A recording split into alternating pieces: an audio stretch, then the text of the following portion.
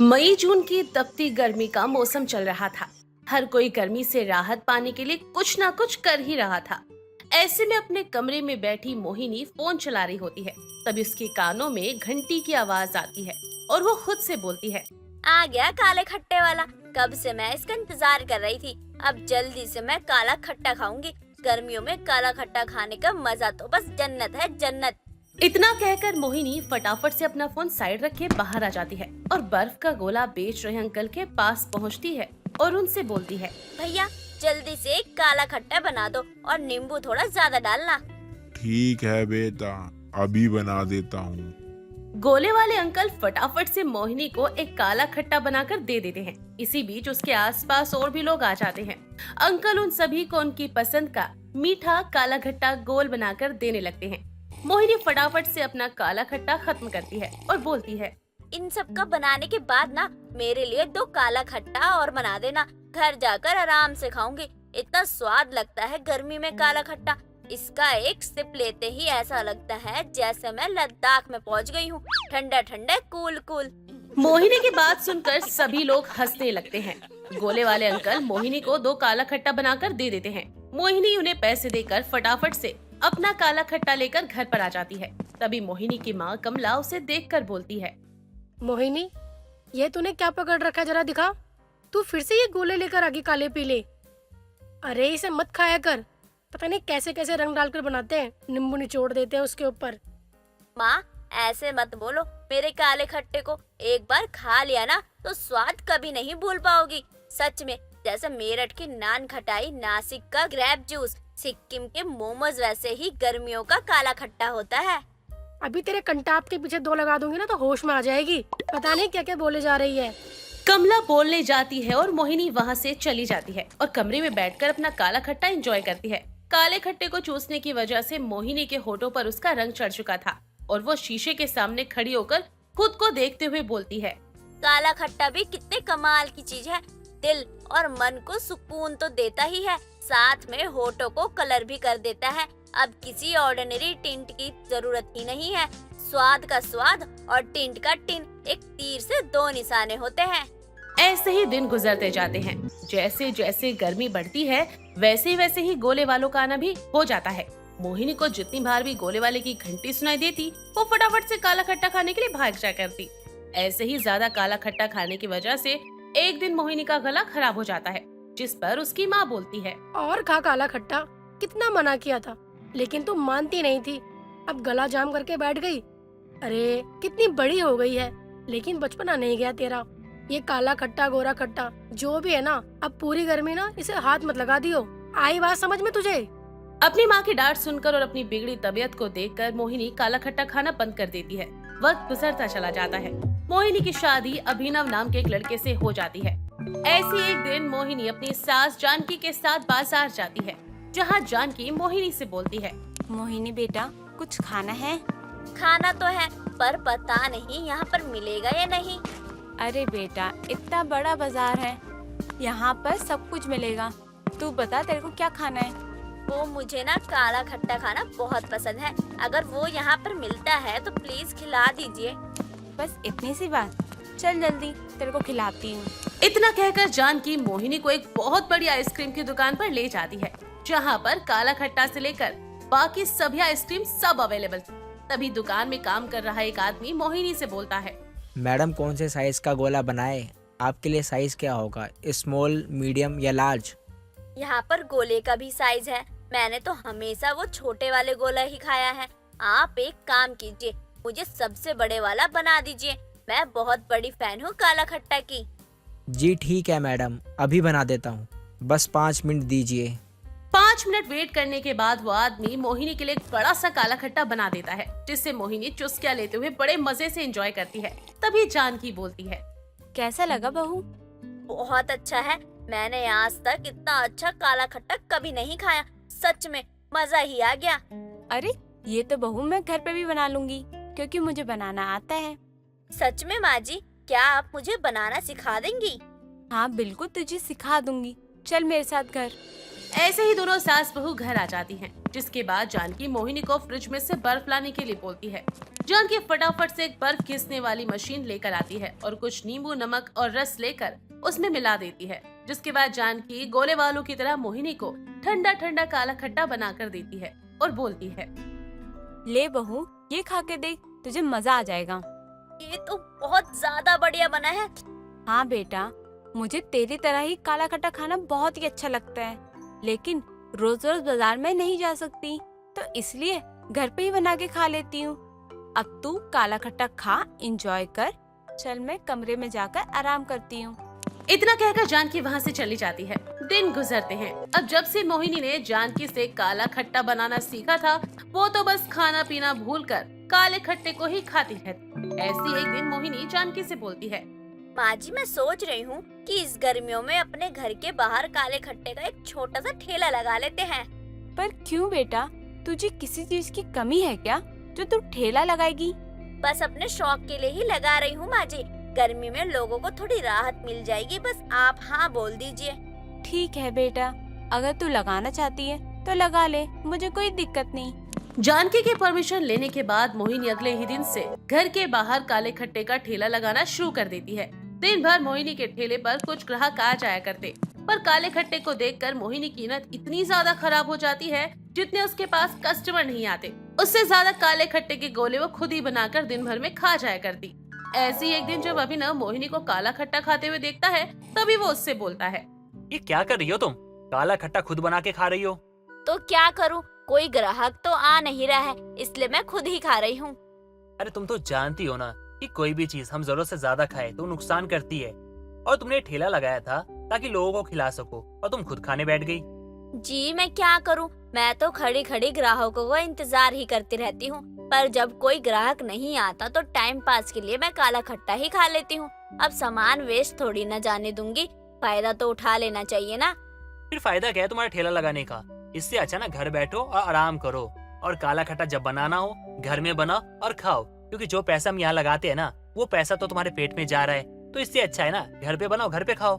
कल से नहीं ठेला लगना नहीं चाहिए, समझ गई? अभिनव मोहिनी का ठेला लगवाना बंद कर देता है। मोहिनी का काला खट्टा खाना बंद नहीं होता। अब धीरे धीरे मोहिनी की तबीयत खराब होना शुरू हो जाती है, जिसकी वजह से उसे बुरी तरीके से उल्टी और दस्त लग जाते हैं। शरीर में पानी की कमी होने से मोहिनी को अस्पताल में भर्ती करवाया जाता है, जहां अभिनव और जानकी डॉक्टर को मोहिनी के काला खट्टा खाने के बारे में सब कुछ बता देते हैं। मोहिनी जी, एक बात पता नहीं होगी आपको, बर्फ दिखने में जितनी ठंडी होती है ना, उसकी तासीर उससे भी ज्यादा गर्म होती है। आपके कहने का क्या मतलब है डॉक्टर, मैं कुछ समझी नहीं। अजी मेरा मतलब है कि बर्फ जितनी ठंडी होती है ना, अंदर से वो उतनी ही ज्यादा गर्म होती है। आपके लगातार काला खट्टा खाने के कारण आपके पेट में बहुत ज्यादा गर्मी हो गई, जिस वजह से आपको लूज मोशन, वोमिटिंग और बॉडी में भी दिक्कतें होनी चालू हो गई। और अगर आपको खाना है ना, तो आप एक काम किया कीजिए, अरे रूह अफ़ज़ा पीजिए, ग्लूकोन डी पीजिए, आम पन्ना पीजिए। अरे वो ठंडी भी होती है, फायदेमंद भी होती है।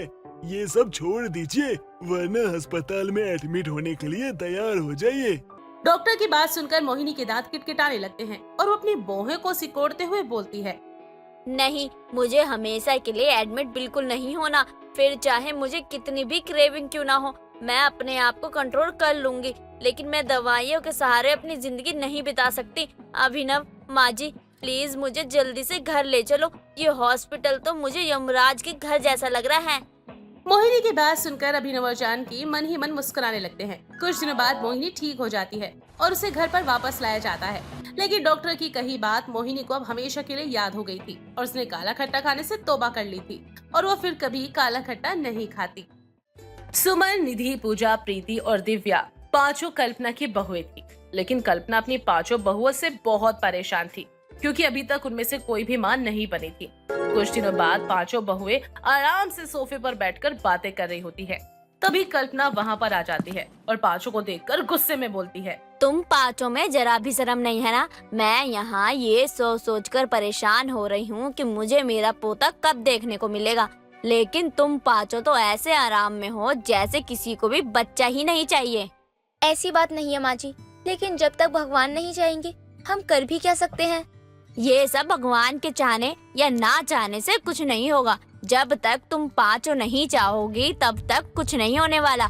देखो, ये बाकी की चारों बहुएं ने तो अब तक मुझे निराश किया हुआ है, लेकिन दिव्या, तू तो अभी नई शादी करके आई है ना, तू तो कम से कम बच्चे के बारे में सोच। माँ जी, अभी तो हमारी शादी हुई है और इतनी जल्दी बच्चा? हम तो अभी बच्चे के लिए रेडी भी नहीं है। हाँ तो रेडी हो जाना। देख, मैं चाहती हूँ कि मैं मरने से पहले अपने पोते का मुंह देख लूँ। अगर मैं बिना पोते का मुंह देखे ही मर गई ना, तो मेरी आत्मा को शांति नहीं मिलेगी। माँ, आप मरने की बात क्यों करती हो? आपको पता है ना हम सब आपसे कितना प्यार करते हैं, और फिर भी आप ऐसे मरने की बात कर रही हो। अरे हमारे बारे में तो सोचा होता ना। जब तुम सब मेरे बारे में सोच ही नहीं रही हो तो मुझसे किस बात की उम्मीद रख रही हो कि मैं तुम्हारे बारे में सोचूं? तुम पांचों मेरी बहुएं हो और तुम पांचों को ही अपनी सास की बात को मानना पड़ेगा। माँ जी, ये बात तो आपको भी समझनी पड़ेगी कि जो चीज हमारे हाथ में नहीं है उसके लिए हम कुछ भी नहीं कर सकते हैं। अगर भगवान जी चाहेंगे तो हम माँ जरूर बनेंगे और आपकी इच्छा भी जरूर पूरी होगी, वरना आगे का तो भगवान ही जानते हैं कि उन्होंने हमारे लिए क्या सोच रखा है। माँ जी, मैं ये सोच रही थी, अब तक हम चारों को तो बच्चा हो नहीं रहा है, तो क्यों ना हम चारों ही बच्चा गोद ले लेते हैं। इससे आपको पोता भी मिल जाएगा और हमें माँ बनने का सुख भी।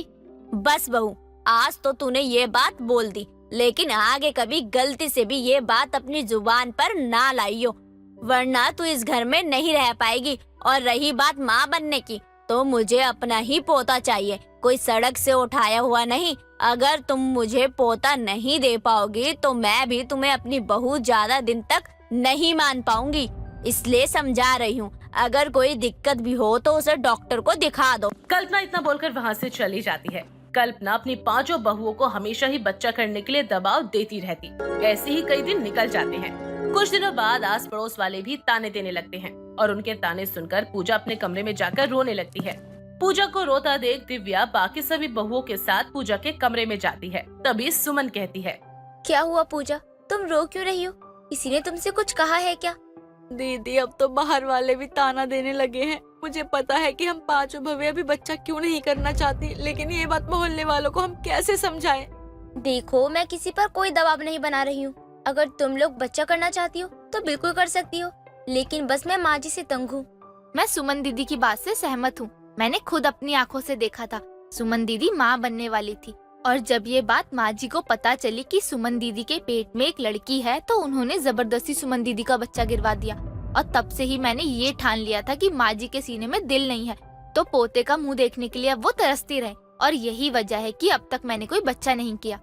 मैं भी सहमत हूँ। सुमन दीदी का बच्चा माँ जी ने गिरवा दिया था, तो वो हमारे बच्चे के बारे में 2 बार सोचने वाली भी नहीं है। वो करेंगी तो फिर भी अपने मन की ही ना। हाँ, आप सब सही कह रहे हो, मुझे भी नहीं करना है बच्चा। मुझे आप जैसे जेठानी मिली, मुझे बहुत खुशी है, जो सही और गलत के बीच में खड़ी होती है। माँ जी ने अपनी पोती को खत्म करने के लिए पहले नहीं सोचा, तो अब किस बात की रट लगा के रखी है। पांचों बहुएं माँ तो बन सकती थी, लेकिन वो पांचों बस कल्पना की वजह से अब तक बच्चा नहीं कर रही थी। कुछ दिनों बाद सुमन को अचानक से चक्कर आ जाते हैं। अरे सुमन बहू, क्या हुआ तुझे? कोई है? देखो जरा, सुमन को चक्कर आ गए हैं। सुमन को जल्दी से हॉस्पिटल लेकर जाया जाता है और चेकअप करने के बाद पता चलता है कि सुमन प्रेग्नेंट है। घर में सब लोग बहुत ज्यादा खुश हो जाते हैं। हर कोई सुमन का और भी ज्यादा ख्याल रखने लगता है। ये देखकर सुमन अपनी चारों देवरानियों से कहती है, मुझे माफ कर दो, मैंने तुम सबको हमेशा अपना दुख बताया है और तुम चारों ने बस मेरी बात का सम्मान रखा, इसलिए बच्चा नहीं किया, और आज मैं खुद ही माँ बनने वाली हूँ। ये कैसी बातें कर रही हो दीदी? मैं पहले आपके लिए कभी बोल नहीं पाई, इसका अफसोस मुझे आज तक है। और आप माँ बनने वाली हो, आपके पेट में पल रहा बच्चा बस आपका नहीं, मेरा भी है और हमारा भी है। दीदी, शायद आपको पता नहीं है, लेकिन आप माँ बनने वाली हो। हमें ऐसा लग रहा है कि हम भी अब माँ बनने वाली हैं। मुझे सच में ऐसा लग रहा है कि जो आपके पेट में बच्चा पल रहा है उसकी देखभाल मैं ही करूँगी। दीदी, आप ये मत सोचो कि हमें गलत लग रहा है या हमें बुरा लग रहा है। हमें बिल्कुल भी बुरा नहीं लग रहा है, हम बहुत खुश हैं। आप इस बात की चिंता मत करना कि पहले जैसा कुछ होगा। पहले आप अकेली थी, लेकिन अब हम साथ हैं और एक दूसरे की ताकत है, और हम एक दूसरे का साथ जरूर देंगी। सच में मेरी देवरानियां लाखों में एक है। मुझे बहुत खुशी है कि तुम जैसी देवरानी हो मेरी। हर कोई सुमन का दिल से ख्याल रखने लगता है। कुछ दिनों बाद कल्पना घर वालों की नजरों से बचकर सुमन को लेकर जा ही रही होती है कि तभी दिव्या देख लेती है। माँ जी, आप दीदी को कहाँ लेके जा रही हैं? पता है ना, गर्भवती हैं वो। आप उन्हें बाहर जितना कम ले जाओगी उतना ही अच्छा रहेगा। माँ और बच्चे को जल्दी ही नजर लगती है। मैं तेरी सास हूँ, मुझे सब कुछ अच्छे से पता है और मैं किसी काम के लिए इसे लेकर जा रही हूँ। हाँ तो वो काम मुझे बता दो। छोड़ो, एक काम करती हूँ, मैं ही चलती हूँ आपके साथ। जरूर आप दीदी को ना मंदिर लेके जा रही होंगी, इसी बहाने मैं भी दर्शन कर लूंगी। एक बार कह दिया ना कि तू कहीं नहीं जा सकती है, तो तू क्यों जबरदस्ती कर रही है? मैं मंदिर नहीं जा रही हूँ। अब पता चल गया ना, तो अब मेरे रास्ते से हट जा। बाकी बहुएं आती हैं। नहीं माँ जी। क्या नहीं? माँ जी, हमें पता है कि आप दीदी को कहाँ और क्यों लेकर जा रही हो, इसलिए जो गलती पहले की थी अब वो दोबारा मत कर देना। अगर गलती दोबारा हुई माँ जी, तो आपकी बहुएं आपके खिलाफ कंप्लेंट कर देंगी। अपनी बहुओं की धमकी से कल्पना चुप हो जाती है और कई महीने निकल जाते हैं। कल्पना बस कोशिश करती रहती, लेकिन पांचों बहुओं के आगे कल्पना की नहीं चलती। कुछ दिनों बाद सुमन एक लड़की को जन्म देती है। पांचों बहुओं के लिए जैसे ये पहला ही बच्चा हो, सब उसका ध्यान बहुत रखते हैं। एक दिन सब सो रहे होते हैं तो कल्पना सुमन की बेटी को अपनी गोद में ले लेती है। आज तक मैंने हमेशा ही पोते की आस लगाई, लेकिन पोती का सुख भी पोते से कम नहीं है। भगवान, शायद मैंने सच में बहुत बड़ी गलती की थी। कल्पना बच्चे को खिला ही रही होती है कि तभी वो रोने लगती है। रोने की आवाज सुनकर पांचों बहुएं तुरंत आ जाती हैं। माँ जी, आप हमारी बेटी के साथ कर क्या रही थी? देखिए, आप जो भी कर रही थी अभी बता दो, वरना अगर हमने कुछ किया ना तो आपके लिए बिल्कुल अच्छा नहीं होगा। हमारी बेटी को कुछ नहीं होना चाहिए। अरे बस करो, पांचों बहुओं का एक बच्चा है, लेकिन वो बच्चा मेरी पोती है। मैंने पहले गलती की थी, लेकिन अब मुझे अपनी गलती का एहसास हो गया है। कल्पना की बात सुनकर अब पांचों बहुएं चैन की सांस लेती हैं। आखिर एक बच्चे की 5 माएं जो थी। पूजा अपनी माँ रमा के साथ रहा करती थी, जिसे खाने में दाल चावल बहुत पसंद था। वो जब देखो अपने खाली समय में दाल चावल ही बनाया करती। एक दिन वो रसोई में दाल चावल बनाने में जुटी थी, तभी उसकी माँ रसोई में आती है। तू फिर आज दाल चावल बना रही है? अरे शादी वाला घर है, यहाँ 56 भोग बनाए जाते हैं। तू सादा दाल चावल बना रही है, कुछ और नहीं बना सकती क्या? माँ, मुझे बहुत जोर से भूख लग रही है।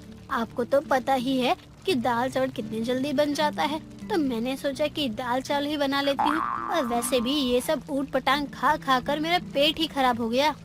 तू ये ना किसी अनजान को बोलेगी तो वो तेरी बातें मान भी लेगा, लेकिन मैं नहीं। मैं तुझे अच्छे से जानती हूँ। तू ये पेट के लिए नहीं, बल्कि ये जल्दी बन जाता है, इसलिए तू यही बनाती है और इसे ही सबको खिलाती है। और तेरी वजह से ही इतने टाइम तक सबको ये खाना पड़ रहा है। माँ, अब कुछ दिनों की मेहमान ही तो हूँ मैं घर में, और अब आप ऐसे करोगी तो कैसे चलेगा? बस यही बोल बोल कर तो तू अपनी मनमानी कर रही है। तो करने दो ना माँ, मुझे अपनी मनमानी का खाना खाने दो। दाल चावल तू ही खा अपना बनाया दाल चावल, मैं भी देखती हूँ ससुराल में हर रोज दाल चावल कैसे खाएगी। पूजा जितनी दाल चावल खुद खाती, उतने ही अपने घर वालों और पड़ोसियों को भी खिलाया करती। लोग ऊब ना जाए, इसलिए वो तरह तरह की दाल बनाया करती और उनके साथ चावल परोस दिया करती। और कुछ दिनों में ही उसकी शादी होती है और वो अपने ससुराल में आ जाती है, लेकिन अपनी दाल चावल की आदत को कम नहीं करती। उसके ससुराल वाले भी उसकी इस आदत से बहुत तंग आ चुके थे। एक दिन उसकी सास भावना उसको कमरे में बुलाती है और उसे समझाने की कोशिश करती है। पूजा बहू, आज तेरी ननद अपने ससुराल से आएगी, तो तू रोज की तरह दाल चावल मत बना देना। मैं पनीर और सोया चाप लाई हूँ, तू वही बनाना, ठीक है ना? माँ जी, लेकिन ये सब बनाने की क्या जरूरत है? मैं छौके हुए चावल और तड़के वाली बढ़िया सी दाल बना देती हूँ ना, वो तो और भी ज्यादा अच्छी लगती है। रितु को भी पसंद आएगी बहुत। बहू, रीतू तो फिर भी कुछ ना बोले, लेकिन आज तूने दाल चावल ही बना दिए ना तो मेरा पारा हाई हो जाना है।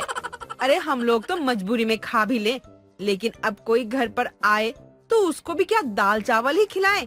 ऐसे तो लोग हमें कंजूस या कंगाल सोचेंगे। माँ जी, ये तो लोगों की सोच है कि दाल चावल खाने वाले कंगाल है, लेकिन सच थोड़ी है ऐसा। बहू मुझे माफ कर दे, अब मैं तुझसे बहस नहीं कर सकती। मैं बस इतना चाहती हूँ कि आज के दिन तो घर में दाल चावल ना बने। अपनी नहीं तो मेरी ही इज्जत का ख्याल रख ले। पूजा के पास अब कोई चारा नहीं था, इसलिए उसे अपनी सास की बात को मानना ही पड़ता है। जिसके बाद वो अपना मन मार कर रसोई में जाती है और अपनी ननद के स्वागत के लिए पनीर की सब्जी और सोया चाप की सब्जी बना देती है। जिसके बाद में उसकी ननद आती है तो वो उसका बहुत अच्छे से स्वागत करती है। रात के खाने के लिए जब उसकी सास, उसका पति और ननद और वो खुद टेबल पर बैठते हैं तो सब लोग जहाँ पनीर और सोया चाप खा रहे थे, वहीं पूजा अपनी थाल में दाल चावल परोसती है। अरे भाभी, आप ये दाल चावल क्यों खा रही हैं? माँ ने आपको मना किया है क्या पनीर खाने से? अगर ऐसी बात है तो मुझे बताओ, मैं अभी माँ से बात करती हूँ। बहू और बेटी में फर्क थोड़ी ना करना चाहिए। हे भगवान, ये लड़की तो मेरी हर जगह नाक कटवा कर ही मानेगी। अरे रीतू, मैंने मना ही नहीं किया। माँ, मुझे पता है कि आप कैसी हो। जब मुझ में और भाई में फर्क करती हो तो बहू और बेटी में क्यों नहीं करोगी? आपने ही मना किया है ना भाभी को अच्छा खाना खाने से, तभी तो भाभी ये सादे से दाल चावल खा रही हैं। बहू अब तो कुछ बोल, या फिर मेरी इज्जत का कचरा करवा कर ही मानेगी। देख रही है मेरी बेटी मुझे क्या बोल रही है? अच्छा लग रहा है तुझे ये सब सुनकर? रितु, तुम माँ को कुछ मत बोलो। माँ किसी में ना कोई फर्क नहीं करती है। अच्छा, अगर फर्क नहीं करती तो ये क्या है? भाभी दाल चावल क्यों खा रही हैं? हमारी तरह पनीर या सोया चाप क्यों नहीं खा रही हैं? भाभी आप डरो मत, मैं हूँ ना आपके साथ। नहीं ननद जी, आप गलत समझ रही हो, ऐसी बात नहीं है। ऐसी बात नहीं है तो खाओ हमारे साथ अच्छा अच्छा खाना। आप क्यों नहीं खा रही हो ये सब? वो मुझे दाल चावल बहुत पसंद है, बस इसीलिए मैं दाल चावल खा रही हूँ। क्या दाल चावल पसंद है? अरे दाल चावल किसको पसंद आता है इतना? माँ भाभी सच बोल रही हैं क्या? अरे नहीं तो क्या, मैं तो खुद परेशान हो गई हूँ बहू की इस आदत से। हर रोज दाल चावल खाती है और बहू की वजह से हमें भी खाना पड़ता है। वो तो भला हुआ तू आ गई, वरना आज भी हमें ये ही नसीब होता। रीतू भी अपनी भाभी की अजीब सी दाल चावल खाने वाली आदत को देखकर बहुत हैरान होती है कि कोई इंसान रोज रोज दाल चावल आखिरकार कैसे खा सकता है। लेकिन फिर भी पूजा की आदत में कोई भी सुधार नहीं आता और वो तीनों टाइम दाल चावल ही खाया करती। एक दिन की बात है जब सारा परिवार घूमने जाने का मन बनाता है और वो लोग घूमने के लिए निकलते हैं और बहुत मजे करते हैं। तभी आदित्य बोलता है, माँ आपको पता है, मैंने सुना है यहाँ के छोले भटूरे ना बहुत अच्छे होते हैं। चलिए आप दोनों को खिलाता हूँ मैं। नहीं, मुझे छोले भटूरे नहीं खाने। कल भी मैंने दाल चावल नहीं खाया था और आज भी ना खाऊं। नहीं, मुझे ये सब नहीं खाना है, मुझे तो बस दाल चावल ही खाना है। बहू ये क्या जिद लगा रखी है तूने? अरे कहीं बाहर आए हैं तो हमें यहाँ भी तो मशहूर चीजें खानी चाहिए ना। आदित्य बेटा चल छोले भटूरे खाते हैं। माँ अभी तो पूजा कुछ नहीं कहेगी, लेकिन बाद में जब घर जाएगी ना तो बोलेगी मुझे नहीं खाना था वो, मुझे तो वो खाना था। और ये भी कहेगी कि माँ की सुनते हो, मेरी तो सुनते ही नहीं। हाँ तो कुछ गलत थोड़ी बोल रही हूँ मैं। अरे पता नहीं वो लोग कैसे बनाते होंगे, हम ऐसे ही कुछ भी थोड़ी खा सकते हैं। दाल चावल खाएंगे तो सही भी रहेगा ना। बहू बहुत साफ सुथरा खाना खा लिया है। अरे कभी कभी बाहर का भी खाना चाहिए, और वो जरूरी थोड़ी है कि गंदी तरह बनाए। आदित्य हमें अच्छी जगह ही ले जाएगा। माँ जी फिर भी अगर आप लोगों को छोले भटूरे खाने हैं तो आप चले जाओ, लेकिन मैं कहीं नहीं जाऊंगी। मुझे तो दाल चावल ही खाने हैं और अगर दाल चावल नहीं मिला तो मैं कुछ भी नहीं खाऊंगी। जिद क्यों कर रही हो तुम? हाँ रोज तो खाती हो ना दाल चावल। अरे एक दिन बाहर का खा लोगी तो क्या हो जाएगा, खा लो ना। अरे आप मुझे क्यों समझा रहे हो? मुझे नहीं खाना दाल चावल के अलावा कुछ भी। तो ये बात आपको समझ क्यों नहीं आ रही है? आप जाओ ना अपने छोले भटूरे खाने। पूजा तुम ऐसा क्यों कर रही हो? माँ कुछ कहती क्यों नहीं से? देख रही हो कैसे ड्रामे किए जा रही है ये। और अब मैं गुस्सा करूंगा तो अब मुझे कहोगी गुस्सा क्यों कर रहा है। मैं पहले ही बता रही हूँ, मैं खाऊंगी तो बस दाल चावल ही खाऊंगी, भले ही मुझे चक्कर क्यों ना आ जाए, कुछ और नहीं खाऊंगी मैं। आदित्य एक काम कर, बेटा चल अब घर वापस चलते हैं। इस दाल चावल की बेटी के साथ तो कहीं बाहर भी नहीं जा सकते। जब देखो दाल चावल करती रहती है। चल चल घर चल। पूजा की सास को भावना की यह हरकत देखकर उस पर बहुत ज्यादा गुस्सा आता है कि भावना ने सबका ही मजाक खराब कर दिया। लेकिन ऐसे में पूजा कुछ देर के लिए उदास होती है, लेकिन उसके बाद भी अपनी हरकतों से बाज नहीं आती और रसोई में जाकर दाल चावल बनाती है और मजे से खाती भी है। अब उसके ससुराल वाले उसकी इस आदत से बहुत दुखी हो गए थे और एक दिन उसकी सास भावना उसे सबक सिखाने की सोचती है। बहू आज ना तू कम से कम 50 लोगों के लिए दाल चावल बना दे। इतने सारे लोगों के लिए दाल चावल? माँ जी घर में कोई फंक्शन है क्या? नहीं वो मैं सोच रही थी क्यों ना हम गरीब बच्चों को दाल चावल दे आए। कितना पुण्य का काम होगा ना। ठीक है तू शाम तक ये सब बना कर रख। माँ जी देना ही है तो कुछ अच्छी चीज दो ना। ये क्या दाल चावल, वो भी कोई देने की चीज है क्या? बहू ये तू क्या बोल रही है? तुझसे ज्यादा दाल चावल तो शायद किसी को पसंद नहीं होगा और तू ही ऐसे बोल रही है। चल अब बातें मत बना और दाल चावल बना। पूजा आखिर हैरान हो जाती है कि वो इतने सारे लोगों के लिए दाल चावल आखिरकार कैसे बना पाएगी। लेकिन फिर भी वो अपना मन मार कर रसोई में जाती है और सभी मेहमानों के लिए दाल चावल बनाने लगती है। लेकिन इतने सारे दाल चावल बनाते बनाते उसका मन उबने लगता है और वो दाल चावल बनाकर परेशान हो जाती है। कुछ ही देर बाद में उसका मन भर जाता है और वो वहीं पर परेशान होकर रसोई में ही बैठ जाती है। तभी उसकी सास का रसोई में उसे देखकर आना होता है। अरे बहू तू इतने में थक गई। चल चल जल्दी हाथ चला। नहीं माँ जी इतना बना लिया वो ही बहुत है। अब मुझसे और नहीं बनाया जाएगा। इतना बनाते हुए दाल चावल की महक मेरे दिमाग में जा रही है। अब ना ही बनाया जाएगा और ना ही खाया जाएगा। पूजा उसके बाद ये ठान लेती है कि वो दाल चावल तो खाएगी पर कभी कभी, रोज रोज नहीं।